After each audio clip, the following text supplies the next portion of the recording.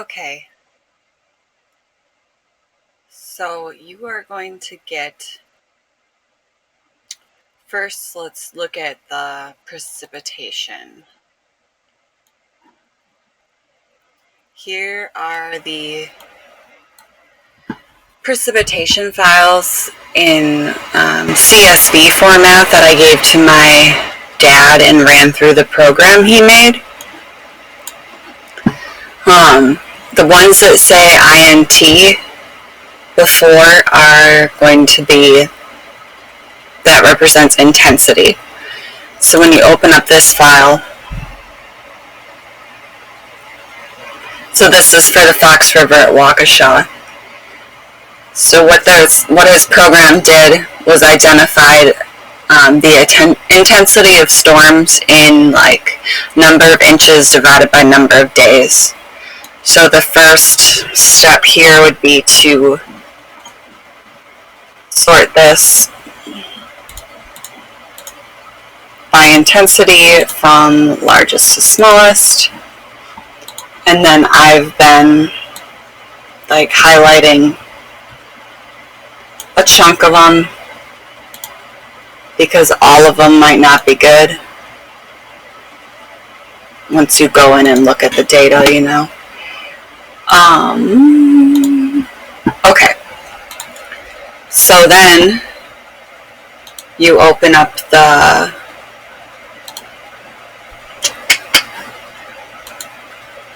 precipitation and discharge files. Let's see here. Son of a bitch, I can't remember where I put them.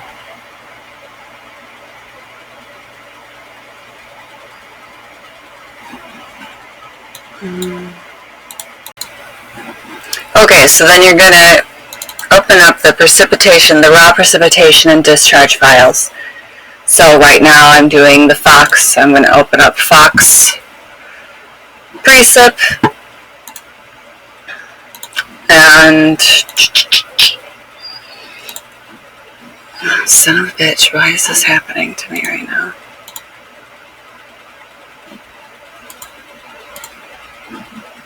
And then Fox discharge. Okay. So basically what you want to do is look at your intensity dates and then go find them. So 1995, August 20. So I go and find them, say in this discharge file, the raw data. So 1995. Shit, God, this screen recorder makes everything kind of choppy. So August 20 of 95. So here's August 20, and this is, so I'm gonna like flag this one essentially, or no, shit, wrong one. So one above it. Okay. So then August 20 of 95, you have the discharge ready, and then they go to the precipitation, and I'm just gonna put this on a new sheet for the sake of being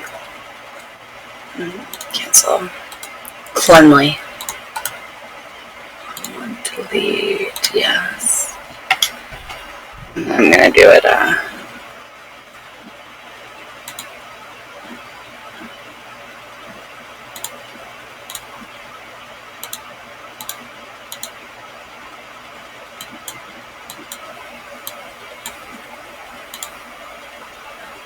okay, so then, let's see here, it's precip.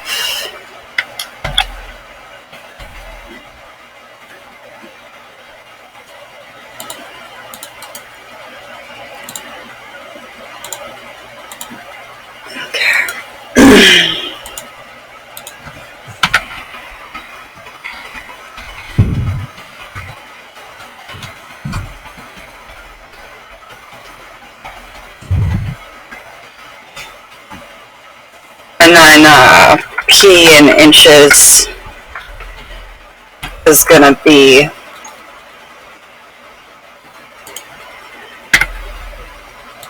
that times 0.1 divided by 10 divided by 2.54.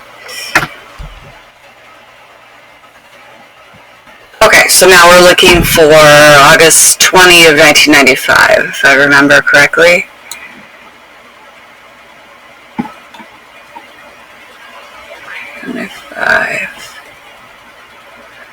Okay, so then I go and I see this storm, right? So then I'm like, well, the way my dad wrote the program is that to identify a storm, there had to be 2 days of leading zeros or below 0.02. That's kind of the threshold that he set to like start counting as inches for a storm. So I'm going to highlight the last day of precipitation before that and the last day of precipitation after that, and copy it and put it next to the discharge data. Shit, but what day was that? That was August 17.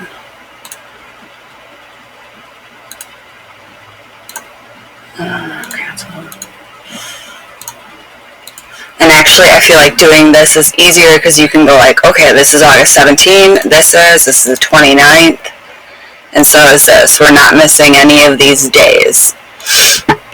Okay, so then that will be one of the storms, right? Because the base flow does go down to, here, I'll highlight this column too. I have to do this because otherwise I fucking sort it by, no, this is runoff. You know, I don't want to sort it by base flow because I've done that before and that was not very fun. So I can see that this does have a 0 here, right? So I'm going to include all of this as this might have contributed to it. Whatever, for right now I'm going to include it. Maybe I'll do like 11 to see. So I do the sum of the runoff from the storm event, and then to convert, that's in, so this is in cubic feet per second. So then to get cubic feet,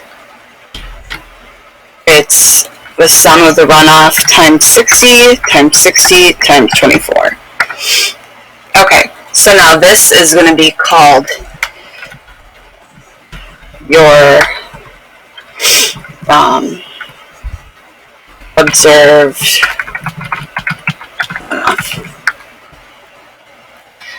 Okay, so now we're going to do that for the next storm, which, and then I like to put like little X's next to them saying I've identified them. So now we're going to August 13 to 14 of 2002. So we go into the Q. You can do a Q or P, however you want to do it first. It's 2000. I totally should have had my dad write this program before. It would have been easier. I feel like maybe though. Okay, August 13 and 14. Oops. Didn't want to do that.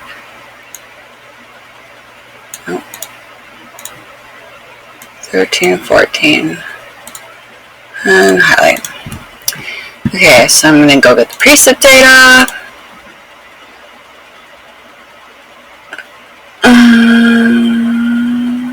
Yeah, okay. 13, 14, oh shit. Okay, and here's that storm event. So I'm going to go back to August 4th and then down to August 18th.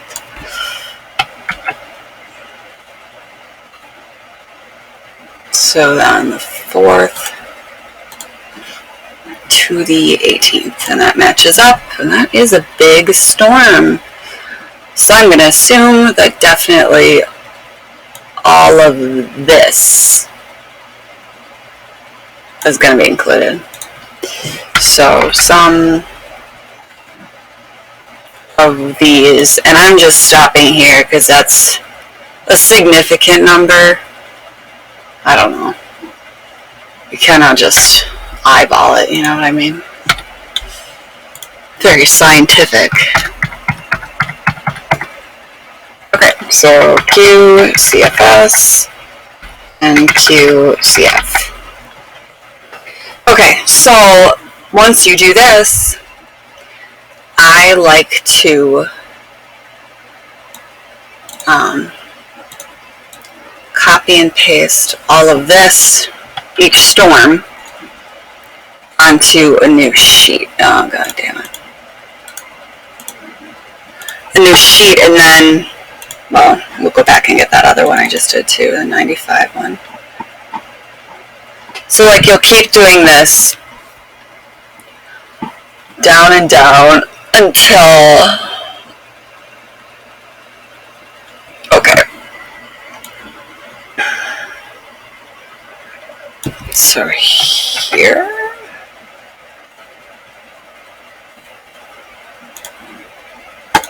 okay, so this storm, well, this is already listed in here though. So then with this intensity business, or this rainfall business, you're going to want to, let's see here, open up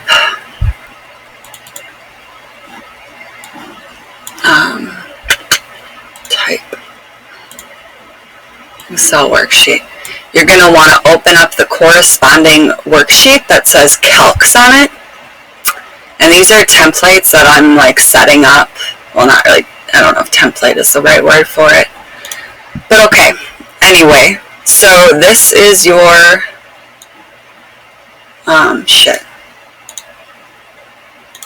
Box calcs, hello.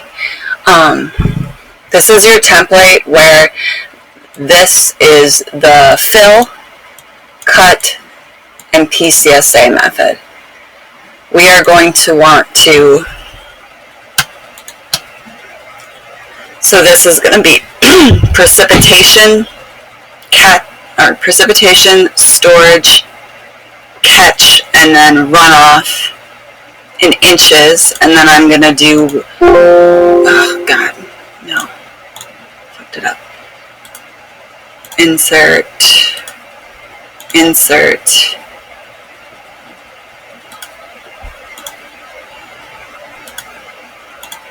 okay, and see how I have all of these sheets highlighted? I just held down shift, clicked sheet 1, and then clicked sheet 10. And now all the changes that I'm making to sheet 1 are applying to all of the sheets. And there are 10 sheets because there's going to be 10 storms chosen. So what I like to do is put a line down this column, you know, to like kind of separate them visually. So first one is going to be P in inches. Second one will be C in inches, and I call that catch because that is the P minus 0.2s portion of the curve number calculation where you have to check and make sure it's not negative. Oh wait, no, we're going to do storage here, which is also in inches, and then we'll do the catch, and then we'll do Q in inches, Q in feet, and then Q in feet cubed. Okay, and then you can just highlight this, copy it, paste it here, and paste it here.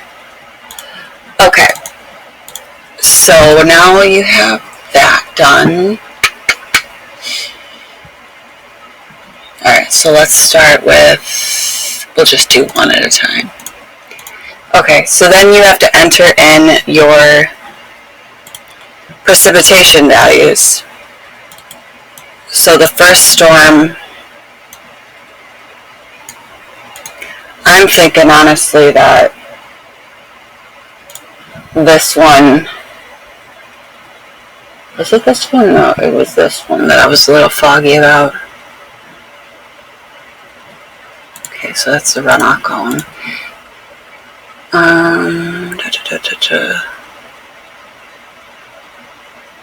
Right? Is it? No. Son of a bitch, that is not aligned properly. Alright, this is a really sloppy video. Just gonna delete that. Delete. Left. Yes, that's correct. Okay, now that should be the runoff column. Okay, so this one I'm not very sure about, because this is just, I feel like that could be a little dip and then it's being recharged by that. So we're going to go with this one first, which is 2002. So then you go to the sheet and you pick this one, and you're going to use 6.37 for your precipitation value for your first storm, which is going to be sheet 1 in this Fox calculation. I already found 6.37. So 6.37. And you fill that in for the whole column for each delineation.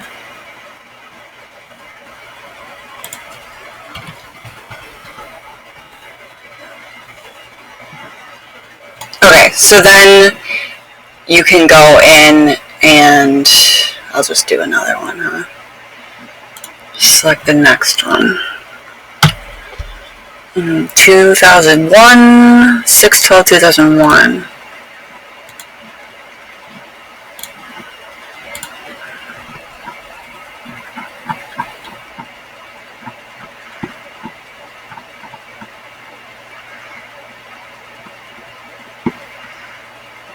Six 12/2001.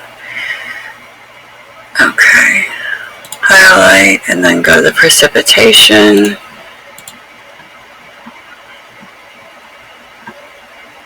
Okay. So 6/12/2001. I'm gonna grab from 6/6 through 6/15.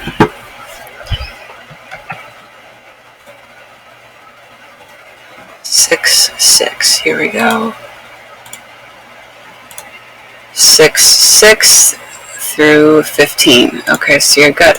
And then sum up this runoff, which I'm going to count this day because there's no precip like right here. This day through, I'm going to go this day because there's quite a bit.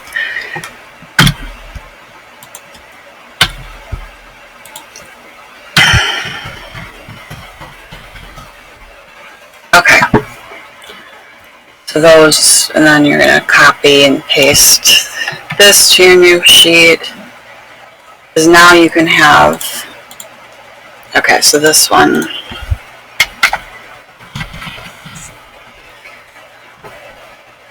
right? Yeah, that's right. Okay. So now this one is going to be 2.54. Oh, god damn it, I did the same shit again. Delete that.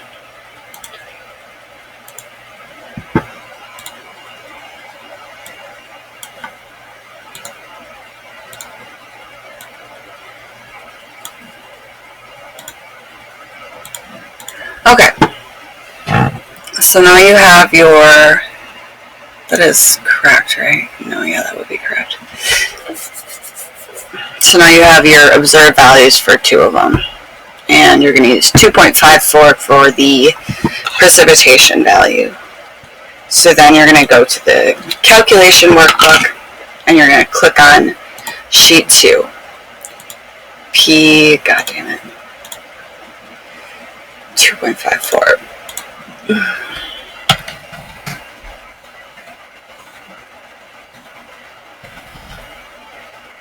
Make sure you don't have all the tabs highlighted when you're entering in the precipitation. Okay. So now I'm going to, you can highlight all of them and do this at once, but I'm just going to highlight 2 to show you how it works so I don't screw up the rest of them. Okay, so storage equals 1,000 divided by the curve number minus 10.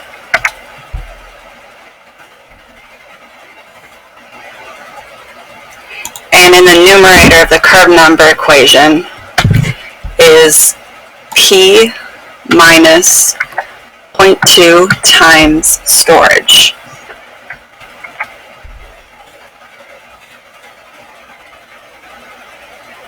Oh yeah, that was a huge storm, so it makes sense that there's not any negative numbers. And then I always just like go ahead and do this first. So Q is that P minus 0.2s, so the catch column, squared, divided by P plus 0.8 times S.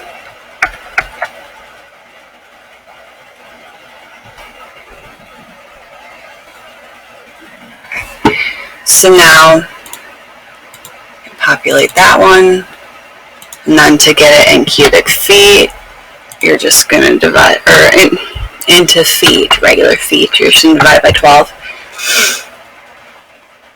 And then all of these cell sizes are 30 by 30 meters.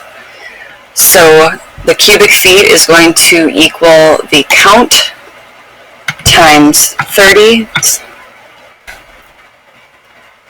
times 30 times, I'll grab a conversion side, let's go square meters to square feet.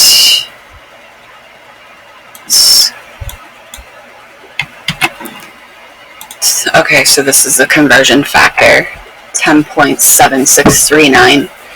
So you have the count times the cell size times the conversion, so that's in square feet so far, and then times the volume of runoff in feet, or the height of runoff. That's just so weird. Okay, so this is your runoff in cubic feet. Okay, so the only thing you have to watch out for here is this catch column. So in the catch column, you want to identify any negative numbers or any numbers where the storage is 0, and see this one where it's the catch is equal to precipitation, that should also be 0, because the curve number of 100 is water and it is not generating one runoff.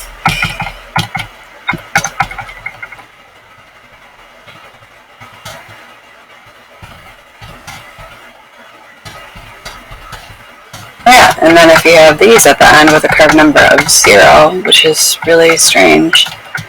I didn't think my layer I made had any zeros. Oh, that's very strange. I'm gonna double check on this sucker, but okay, so then here you can also, they all have the same number of pixels, right? So you can just go down and delete these. Although this is going to happen every time you populate anything. It's going to... Okay.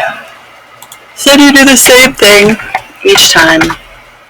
1,000 minus the curve number here, minus 10. Oh no. Curve number, minus 10. I like to, whenever I'm highlighting multiple sheets, I like to give Excel like a second to get with it, because sometimes it's just, yeah, it screws shit up if you don't give it enough time.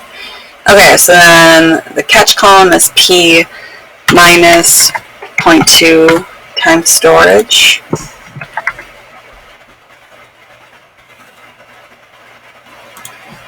And then Q is the catch squared. Yep. Squared divided by P plus 0.8 times storage.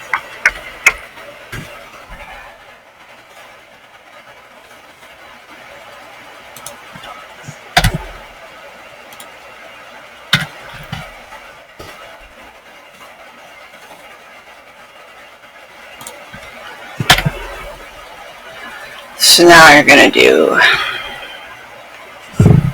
count times 30 times 30 times conversion factor times Q feet.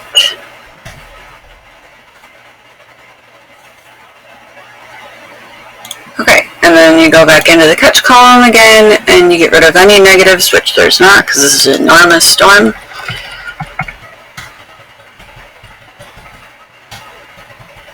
And then, yeah, delete this kind of shit here.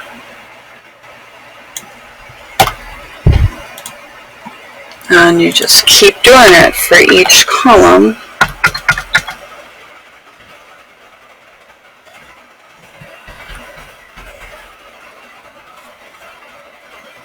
$1,000 divided by curve number minus 10. And see, the curve number is different, so it's a different amount of storage.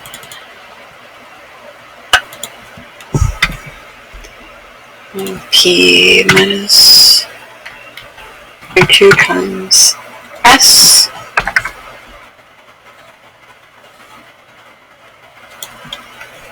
equals catch squared divided by E plus 0.8 times S.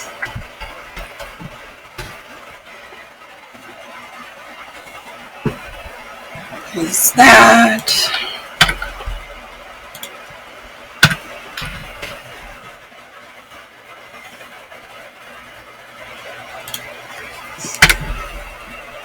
count times 30 times 30 times conversion factor times Q feet. Okay, so now I gotta go back through this catch column. I should not have done it this way. I should not have done it this way at all. Son of a bitch. Okay, I know what I'm gonna do. Or maybe, no, they will be the same, won't they? Because if there's a curve number of 100 in that cell, it's gonna keep being 100. I'm gonna have to double check on this because this is weird. Okay. And these ones just go 0. Just go 0 like that. And then like that. How about that? I don't understand what this is. I'm going to have to look at these rasters because these are kind of fucky. Okay, and then you... So let's make sure that these zeros are in the right place first.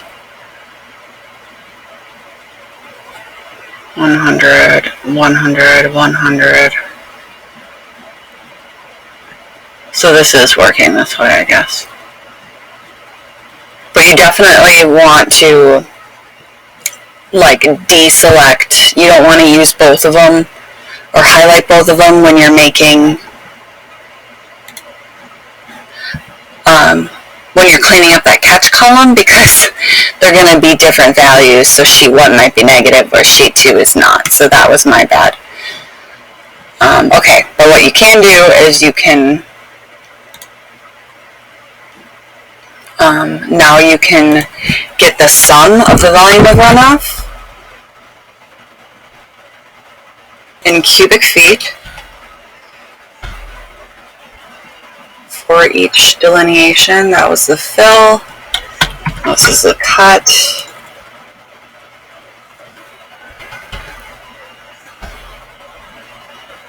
And then the PCSA.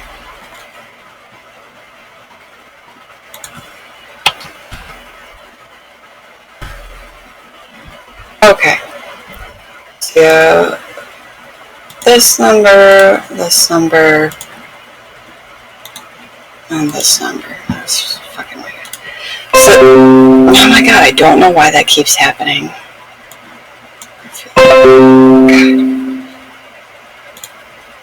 I feel like everything's in place. Okay, so then I pull up a new Excel book, and I'm going to make this like a results table. Well, actually, I have a running results table, don't I? I do. Let's see where it is. 25.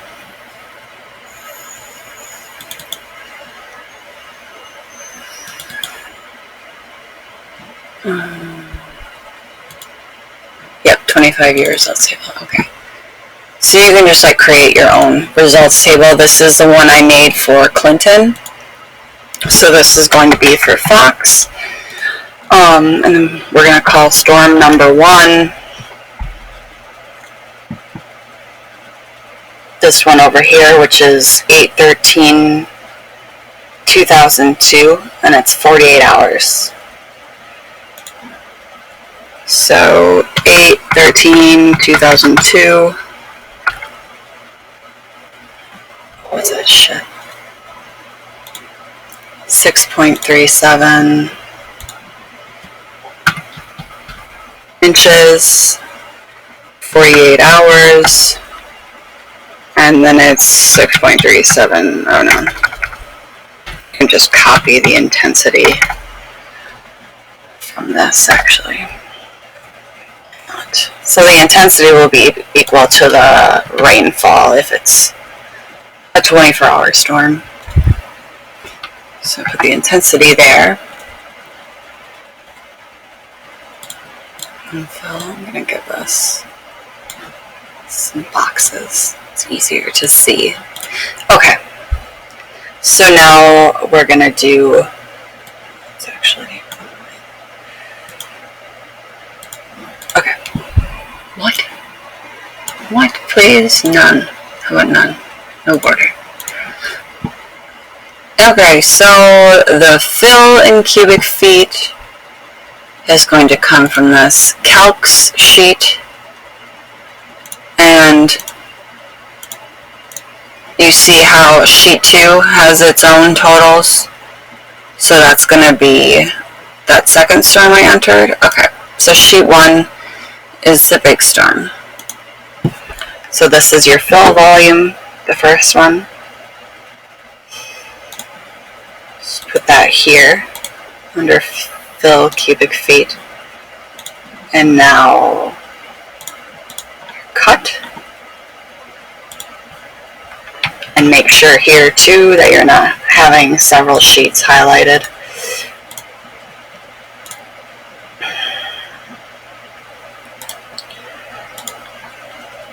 And then your PCSA.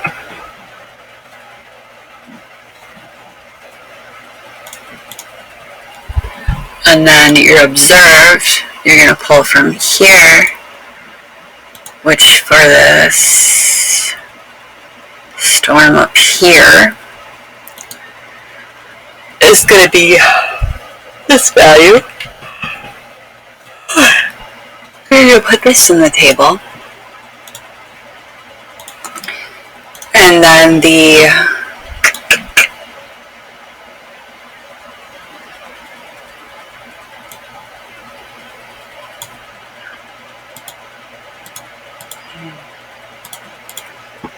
okay, so now the watershed area, I will also send you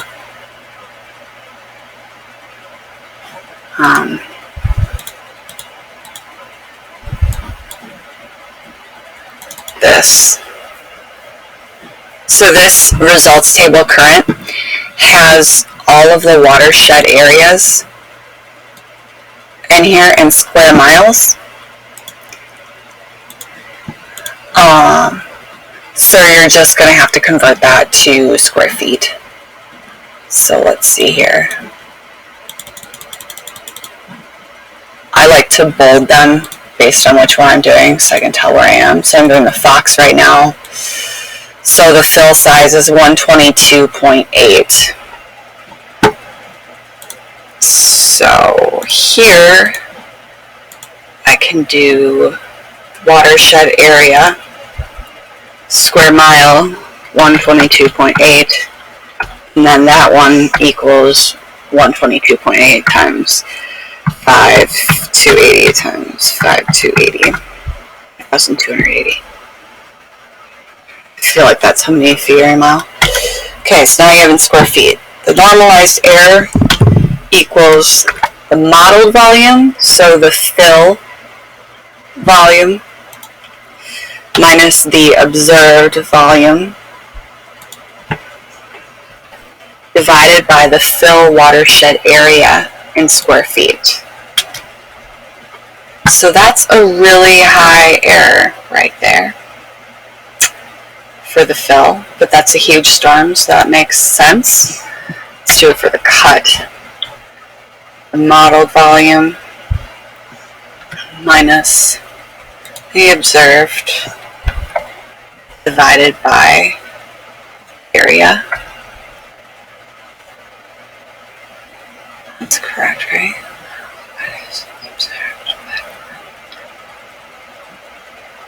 That's correct. Okay, let's see if the PCSA is way more accurate here. So we go PCSA modeled minus observed. Oh shit. I'm fucking that up. Okay. Equals. I like to use parentheses. Model minus observed divided by area. Oh, so that was way closer. Way closer. And oh, also you're going to want to do, if you have any, I should have done that here too. I'm going to insert this. Insert. Because you're only going to do absolute value.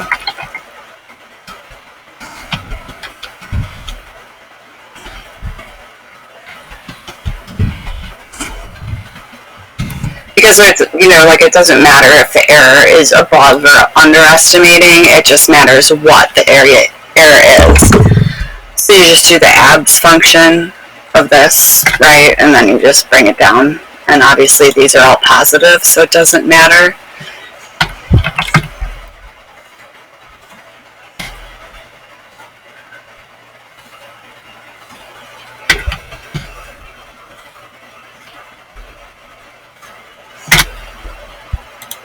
And then I just do everything in feet and then convert it to meters here, like at the end, because she wants everything reported in metric, but like the curve number is not in metric, so like screw it. Okay, so those are the errors, and you'll, yeah, keep doing that. I guess you could probably do this, right? Yeah. Okay, so then we'll do the second one.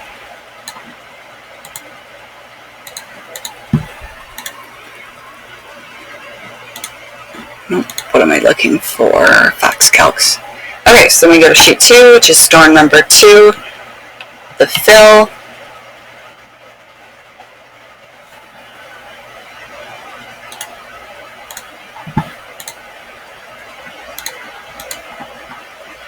Okay, what is up with this? Cut.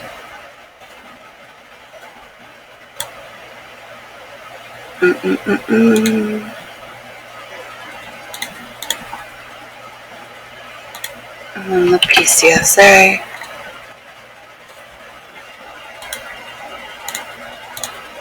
Okay, and then you gotta go and get the observed. So that was this one. So we did this one already. So we do this one. It's 2.54 from 2001.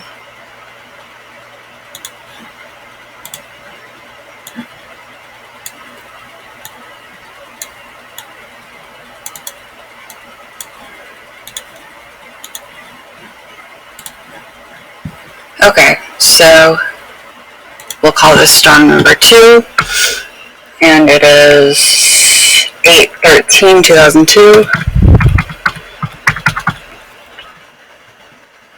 with 2.54 inches. All of that kind of stuff I use, yeah, just 2 sig figs. Okay, so that one was this one. I should highlight that one saying I used it. Oh, that's fine. So, there we go. Okay. And then the intensity is 2.54 as well. Okay.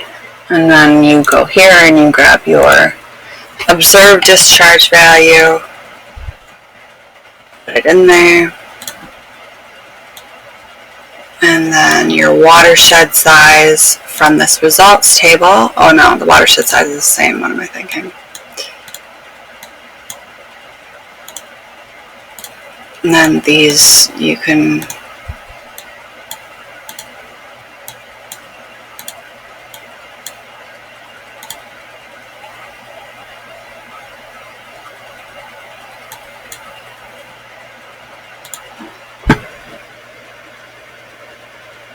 oh yeah. So in this storm, the fill is more accurate. It's interesting. Okay, so yeah, that's how you do that. And then, so the same kind of thing we did already, you can keep doing here. You just have to fill in the precipitation individually. And I will go and like do once all the precipitations are filled in, I'll go in and fill in all of this shit. And then I'll go back and sheet by sheet go through my catch column. Ooh, see? I missed one there. I wonder if there's any more.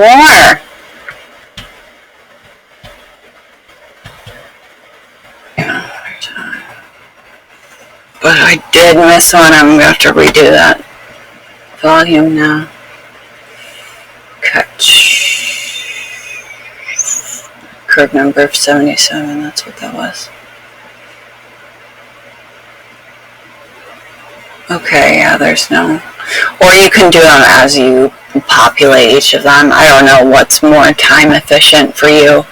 I'm sure you'll figure it out once you do one or two.